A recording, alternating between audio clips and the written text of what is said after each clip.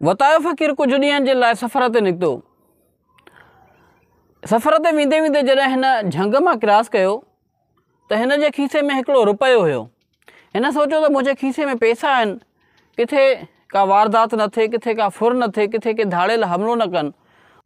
उन जे करे हिन सोचियो त पैसा पंहिंजे खीसे मां कढी छॾियां। हिन खीसे मां उहो रुपयो कढियो ऐं हिकिड़े किल में उछले छॾियो। वतायो फ़क़ीर पंहिंजे सफ़र सां हलियो वियो।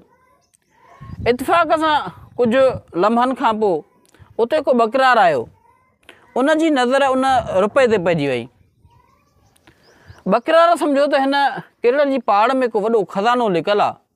उन जे करे पहिरियां किल खे छांगियईं, उन खां पोइ किल जा जेके काठियूं हुयूं, डंडा हुया, उहे कटियईं ऐं उहे सभु करण खां पोइ किल जी पहाड़ खोटियईं। किल जी पहाड़ खोटे वॾो खॾो हणी उन सॼे जो सॼे खे लाह कढी छॾियईंसि। ॿिनि टिनि ॾींहंनि खां पोइ जॾहिं वतायो फ़क़ीर पंहिंजे सफ़र तां वापसि आयो उन साॻिए रस्ते सां, वतायो फ़क़ीर सोचियो त छो न उहो रुपयो पंहिंजो खयों वञा। हाणे ॾुखी जेका मंज़िल हुई उतां क्रॉस करे आयो आहियां, हाणे अॻिते को ख़तरो कोन्हे। वतायो फ़क़ीर जॾहिं उन किल वटि पहुतो, ॾिठईं त किल त कोन्हे पर उन जा लाह बि निकिता पिया आहिनि। वतायो फ़क़ीर बि सोचियो त पैसो ऐं लालच वॾी बुरी बला आहे। जेकॾहिं इहो रुपयो मां पंहिंजे खीसे में खणी वञा त मुंहिंजा बि शायदि इन वांगुरु लाह निकिरी वञनि हा।